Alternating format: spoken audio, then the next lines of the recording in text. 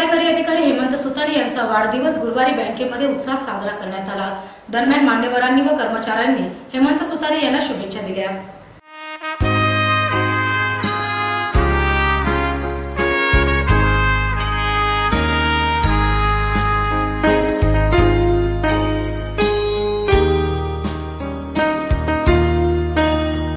कर्नाळा नागरी सहकारी बँकेचे मुख्य कार्यकारी अधिकारी हेमंत सुताने यांचा वाढदिवस गुरुवारी साजरा करण्यात आला।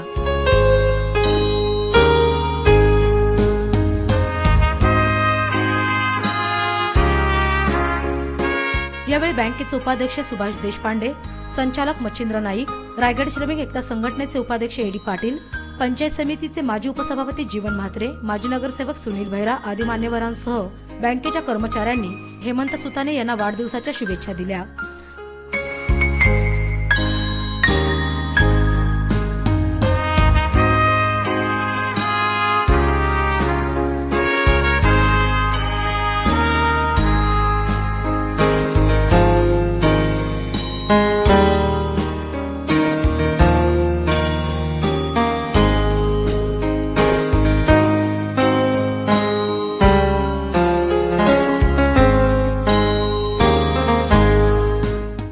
दरम्यान मान्यवरांनी देखील हेमंत सुताने यांना वाढदिवसाच्या शुभेच्छा दिल्या।